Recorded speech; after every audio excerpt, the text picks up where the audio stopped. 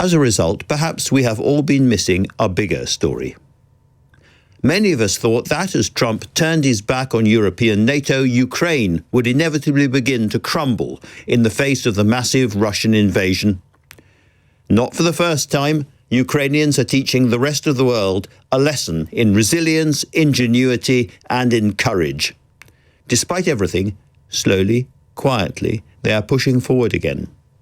They've learned how to whack oil terminals deep inside Russian territory. In March, the Ukrainians say they shot down 33,000 Russian drones.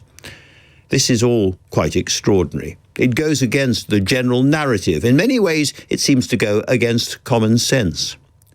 All around the West, and even in the Gulf, wise governments are rushing to learn lessons from Ukraine. As for mighty Russia, on Saturday they have their swaggering traditional Victory Day military parade in Moscow, but minus, we're told, the usual rumbling display of tanks and missiles and other flashy military hardware, because it could be vulnerable to Ukrainian drones. President Putin is becoming more of a hermit. Much of the Russian economy is in deep trouble. We all live in the modern world and we have to grapple with modern problems, but Sparta fights on. Old-fashioned heroism is still alive, and it would be decent to notice. So if Ukraine is doing much better, even without previous American support, what does that mean for the rest of Western Europe? Does it mean we can relax, or alternatively, does it mean we have to redouble our support for an embattled Kyiv? Let's start this evening with one of the most prominent figures in Europe standing up to Putin, Poland's Foreign Minister, Radek Sikorski. Radek, thanks for joining me. Do you believe that Ukraine is doing far better on the battlefield than any of us believed possible? If you asked what would be the state of play now at the beginning of the Russian invasion, I don't think you would have found a single person that would have predicted that 4 years on, Ukraine would be resisting Russia so successfully. So I think Ukraine is doing much better than anybody anticipated. Russia is doing much worse than anybody, including Putin, anticipated. And Europe has done much better than anybody anticipated. You know, before this invasion, we didn't have a defense budget. It was unthinkable to spend EU budget money on weapons deliveries to a third country. And now we've now spent much more than the United States. And we've just issued another 90 billion euro loan to Ukraine, which should tie them over for another 2 years. So one part of the story, of course, is that under Donald Trump, America effectively turned its back on Ukraine, which is why many people, including, I think, me, thought Ukraine might have to start to crumble. What is the lesson for Western Europe now? Well, it's true that there has not been another supplemental, and the money allotted under the previous administration has run out. But the US is still helping. The targeting data are useful, and the anti-aircraft effectors for Patriot missiles that the US is selling to Europe are still going, in fact, through the hub in Poland to Ukraine, which helps to protect population centers. But it's true that Europe now has much stronger cards in having influence on the outcome of this conflict. Of course, President Putin has always hoped for proxies inside Western Europe.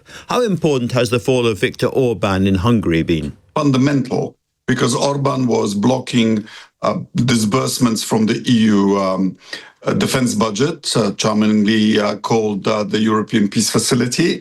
But more than that, he was blocking this 90 billion loan, without which Ukraine would be in difficulty quite soon. And so the catastrophic result of Orban's government and elections is that Putin is having to recalculate whether he can sustain this level of draining Russian resources for another 2 years. Let me ask you about Saturday. Saturday, May the 9th, is the big Victory Day parade in Moscow.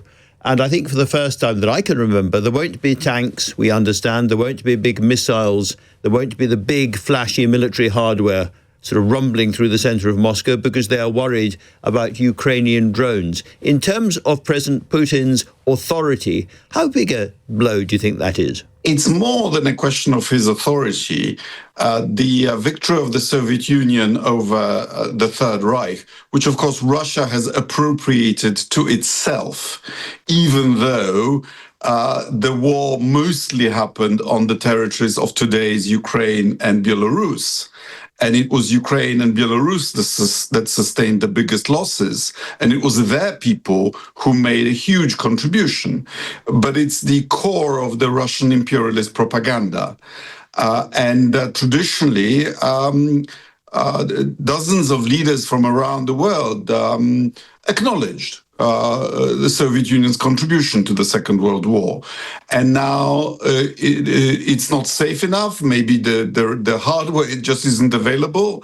And the guest list, I'm told, is very scant. Mr. Zagorski, there is meant to be a new Russian offensive just beginning. What's your impression of it so far? It's very difficult to achieve operational surprise because both sides can see each other perfectly to the depth of 50 kilometers. So I'm sure the Ukrainians saw them coming and are prepared. And the losses that they're inflicting on the Russians are monumental. You know, the Soviet Union lost roughly 15,000 soldiers in Afghanistan in the 1980s over 10 years. In this war, Russia is losing from a smaller pool of population between 30 and 50,000 soldiers per month. Indeed. Also, the Russians, one hears, have moved many anti-aircraft assets to protect Moscow. And there is news coming in that the Ukrainians are successfully hitting even more refineries. That Russia's size is now playing against it because there are too many targets to protect. It's quite an extraordinary story. There are even reports that President Putin himself is hiding quite a lot in bunkers because he's terrified of assassination at the moment. Well, that's the fate of dictators, isn't it? Radek Sikorski, thank you very much indeed for joining LBC. My pleasure.